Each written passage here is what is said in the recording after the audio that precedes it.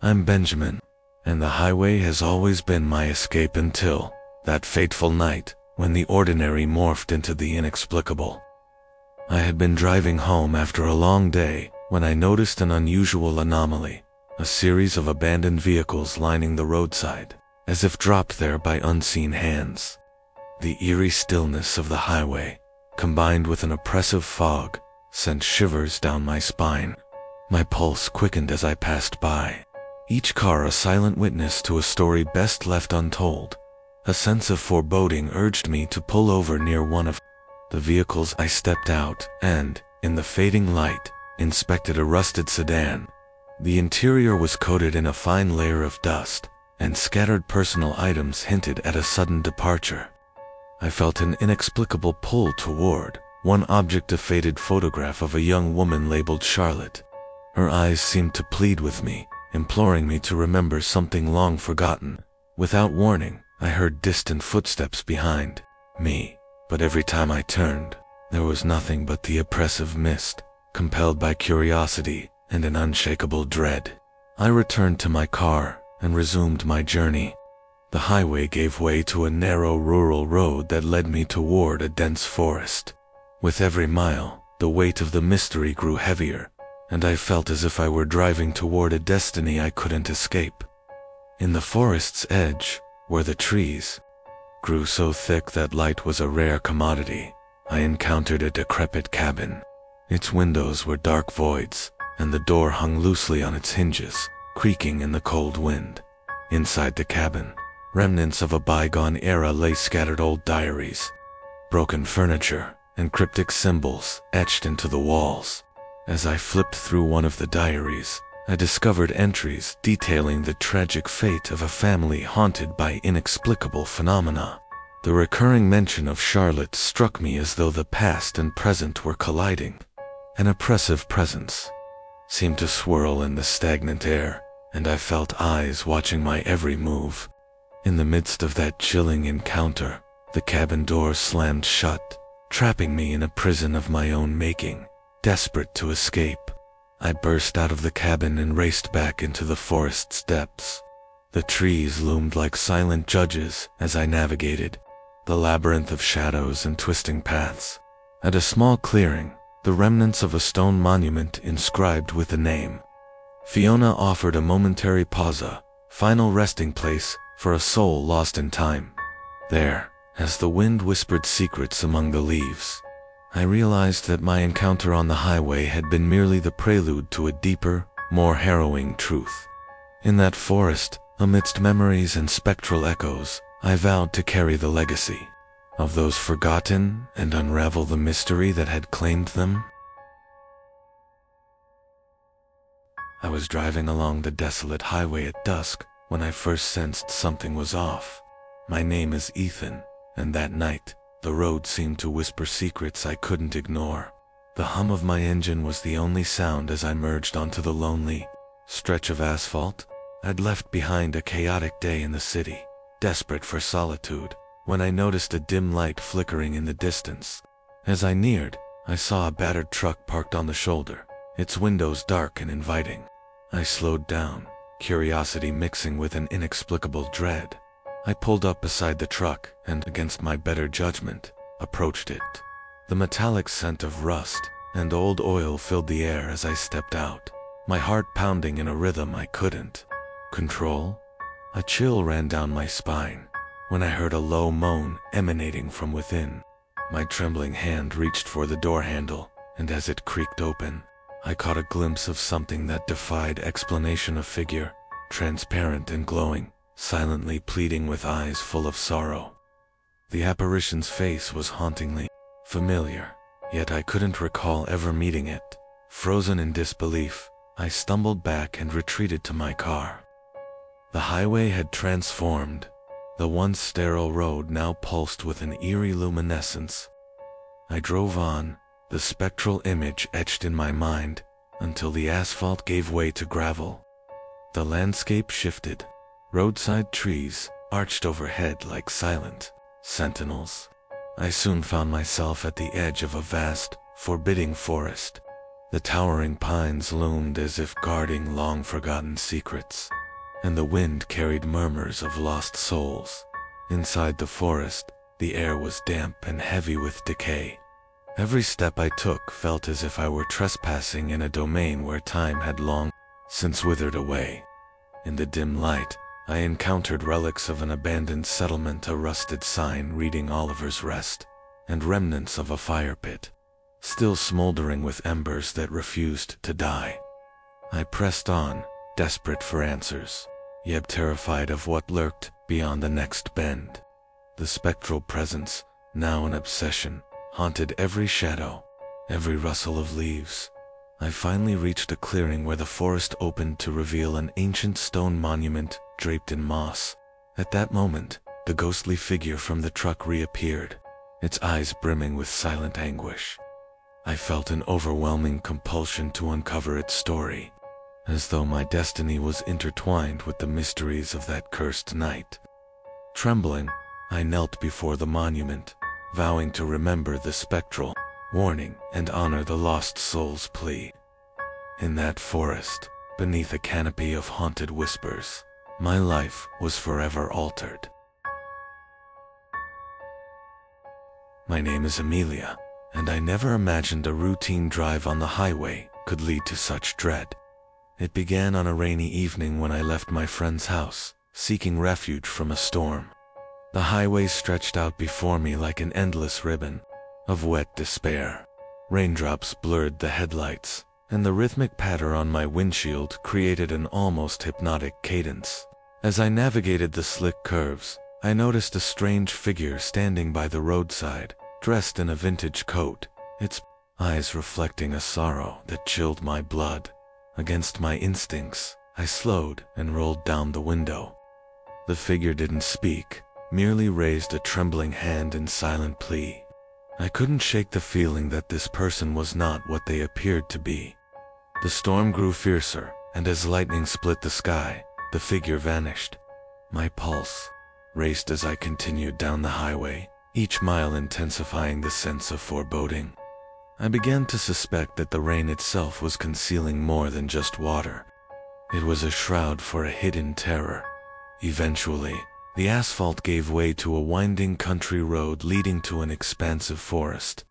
I parked on the side and stepped out into the torrential rain, drawn inexplicably toward the murmur of the trees. The forest was dark, the rain muted into a drumming symphony on the leaves.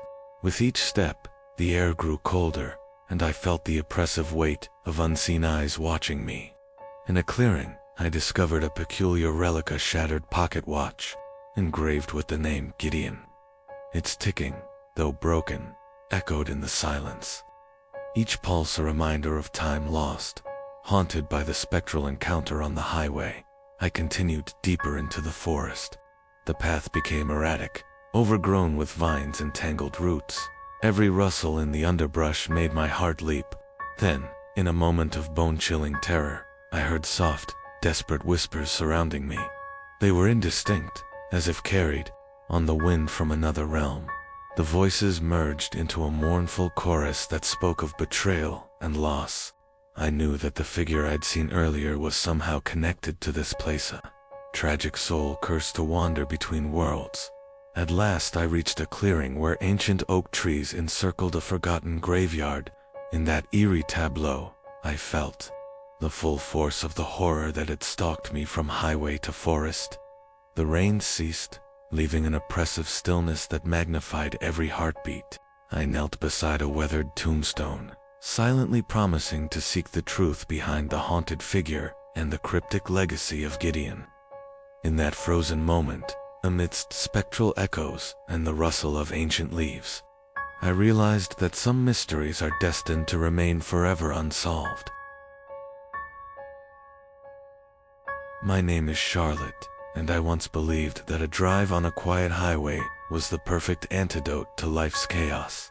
That belief shattered one night when I found myself hurtling down an isolated road under a sky heavy with storm clouds.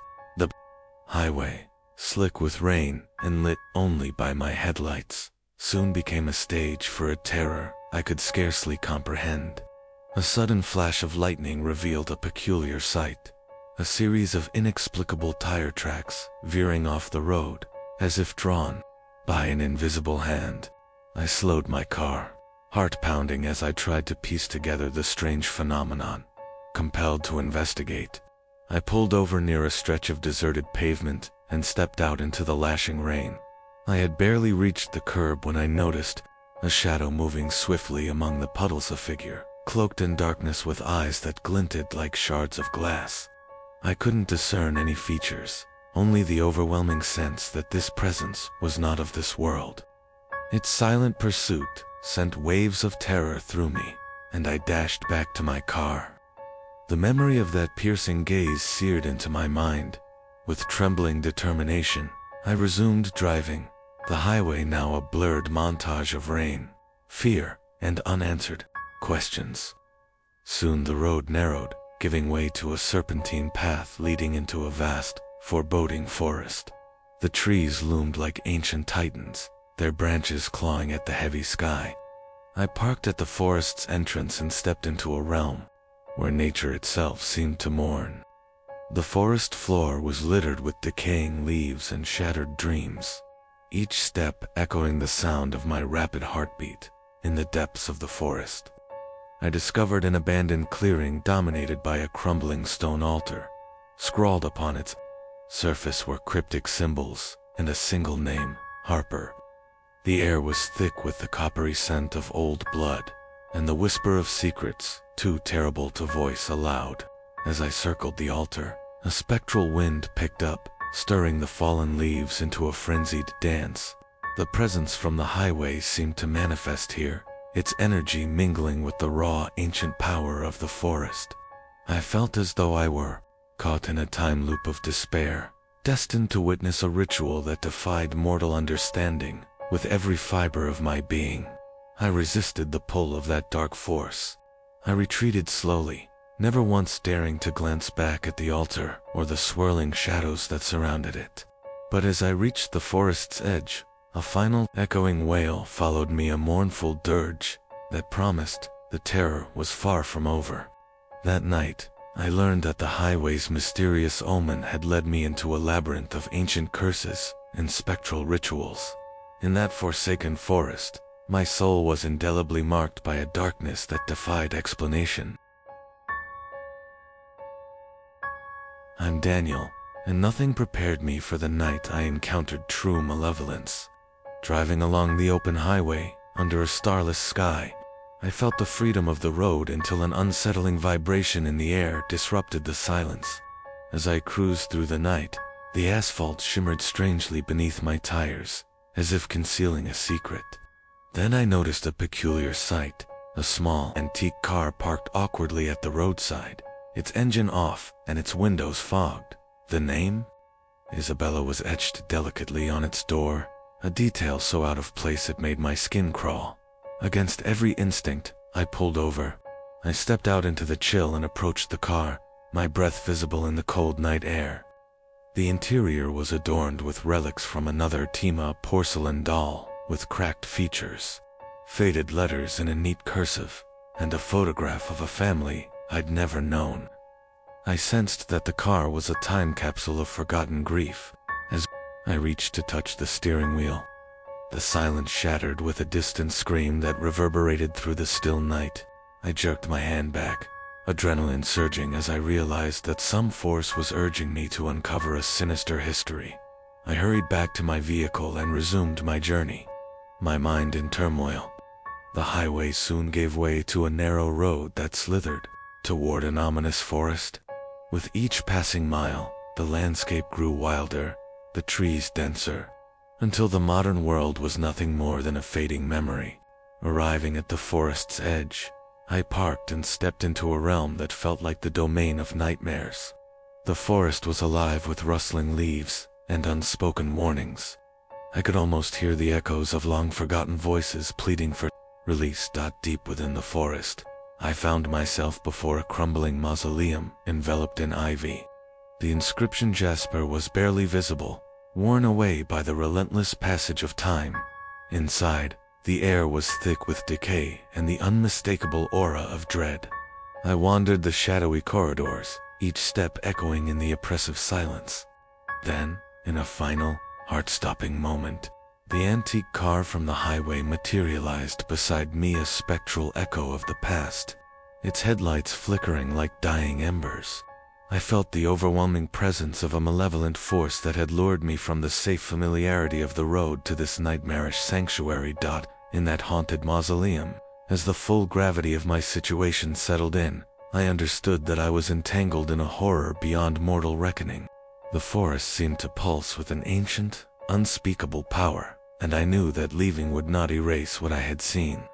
My journey from the highway to the forest had become a descent into darkness, a merging of past and present that would haunt my dreams forever. I left that place with a burden of terror and a resolve to remember every details, so that others might be warned of the hidden evils lurking just beyond the familiar light of the road.